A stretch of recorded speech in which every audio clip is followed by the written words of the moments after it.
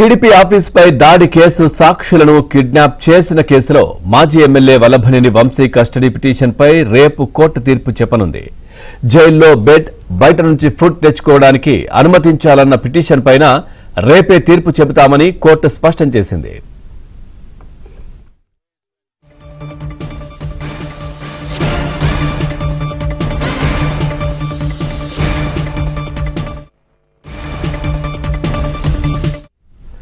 ఇక ఇదే కేసులో వంశీ ముందస్తు బెయిల్ పిటిషన్ను ఏపీ హైకోర్టు కొట్టేసింది. ఎస్సీ ఎస్టీ కోర్టును ఆశ్రయించాలని న్యాయస్థానం సూచించింది.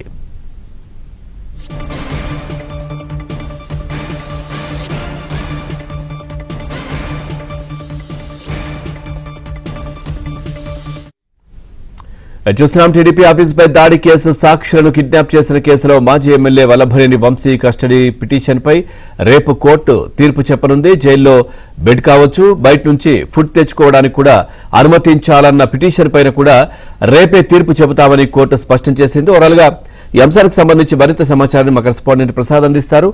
ప్రసాద్, పూర్తి డీటెయిల్స్ ఏంటి? పవన్ మాజీ ఎమ్మెల్యే వైసీపీ నేత వల్లభనేని వంశీ కేసు సంబంధించి ఈరోజు విజయవాడ ఎస్సీ ఎస్టీ కోర్టులో విచారణ జరిగింది. ప్రధానంగా తెలుగుదేశం పార్టీ కార్యాలయంపై దాడి జరిగిన ఘటనలో ఆ సాక్ష్యాలను తారుమారు చేయడంతో పాటు ఎవరైతే ఫిర్యాదుదారుడు సత్యవర్ధన్ ఉన్నాడో అతన్ని బెదిరించి భయపెట్టి తన ఫిర్యాదును మార్చే విధంగా కోర్టులో వాంగ్మూలాన్ని మార్చే విధంగా వంశీతో పాటు మరి కొంతమంది బెదిరించారని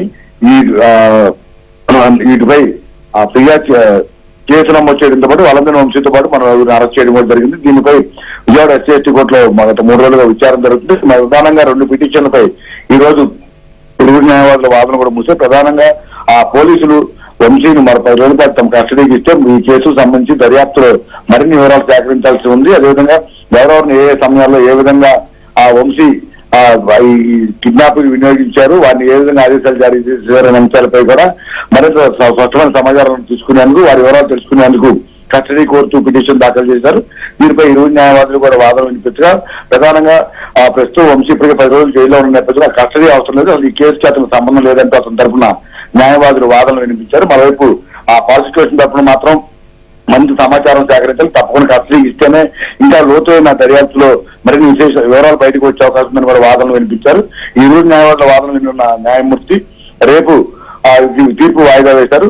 మరోవైపు జైల్లో ఇప్పటికే రిమాండ్ ఖైదీగా ఉన్న వల్లభనేని వంశీకి సంబంధించి అతని ఆరోగ్య పరిస్థితి దృష్ట్యా నడువు నొప్పి కారణంగా కింద పడుకునేందుకు చాలా ఇబ్బందులు ఫీల్ అవుతున్నారు.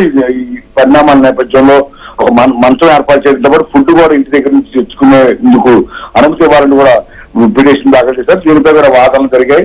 అయితే ఈ సంబంధించి ఈ రోజు జైలు సూపరింటెండెంట్తో పాటు విజయవాడ ప్రభుత్వ ఆసుపత్రి వైద్యులు కూడా ఆ కోర్టుకు వచ్చి నివేదిక ఇవ్వాలని కూడా నేను కోర్టు ఆదేశాలు జారీ చేసింది.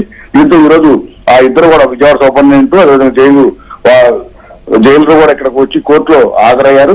అయితే వంశీ ఆరోగ్య పరిస్థితికి సంబంధించి పూర్తిగా పరిశీలించాల్సిన అవసరం ఉందని, దీనికి సంబంధించి తమ దగ్గర స్పష్టమైన ఆ నివేదిక లేదంటూ కూడా న్యాయమూర్తికి అనుమతించారు. అయితే మొత్తం దీనికి సంబంధించి ఒకసారి వంశీని పరిశీలన చేసి ఒక నివేదిక ఇవ్వాలి, దాని తర్వాత నిర్ణయం తీసుకుంటామని కూడా న్యాయమూర్తి చెప్పడం జరిగింది. దీంతో ఈ విచారణ రేపటికి వాయిదా వేశారు. మరోవైపు ఆ బెయిల్ పిటిషన్ సంబంధించి కూడా వాదనలు జరిగాయి. బెయిల్కి సంబంధించి కూడా ఆ వంశీని బెయిల్ ఇచ్చి బయటికి పంపించి ఇప్పటికే సాక్ష్యాలు తారుమారు చేసిన నేపథ్యంలో మరోసారి ఫిర్యాదుదారులు కావచ్చు, సాక్షులు కావచ్చు మరింత బెదిరించే అవకాశం ఉంది. అతనుకున్న వైసీపీ నేతగాను మాజీ ఎమ్మెల్యే గాను ఒక అధికారం పలుకుబడి ఉన్న నేపథ్యంలో సాక్ష్యం తారుమారు చేసే అవకాశం ఉందని ఇప్పటికే ఇట్లా బయట ఉన్నందుకే సత్యవర్ధన బెదిరించిన అంశాన్ని కూడా ప్రస్తావించి ప్రాసిక్యూషన్ వాదనలు వినిపించింది. అయితే ఆ వంశీ తరపు న్యాయవాదులు మాత్రం అతనికి బెయిల్ మంజూరు చేయాలి, అతని ఆరోగ్య పరిస్థితి చూస్తే చాలా ఇబ్బందులు పడుతున్నారు. అదేవిధంగా ఈ కేసుతో కూడా ఎటువంటి సంబంధం లేకుండా కేవలం రాజకీయ కారణాలతోనే నమోదు చేశారంటే కొన్ని డేట్లు ప్రస్తావిస్తూ సత్యవర్ధన్ అతనికి సంబంధించిన జరిగిన అంశాలు కావచ్చు, వీడియో ఫుటేజ్కి సంబంధించి కూడా కొన్ని వాదనలు వినిపించడం జరిగింది. ఈ ఇరువురు న్యాయవాదుల వాదనలు ముగిసిన తర్వాత న్యాయమూర్తి దీనికి సంబంధించి కూడా రేపటికి తీర్పును వాయిదా వేశారంటే రేపు కస్టడీ పిటిషన్ సంబంధించి, బెయిల్ పిటిషన్ సంబంధించి, అదేవిధంగా జైల్లో సౌకర్యాలు కల్పించి మొత్తం 3 అంశాలకు సంబంధించి రేపు ఈ ఎస్సీ ఎస్టీ కోర్టులో తీర్పు వెలువరించే అవకాశం ఉంది. ఏమొస్తుందని అందరూ ఆసక్తిగా ఎదురు చూస్తున్నారు.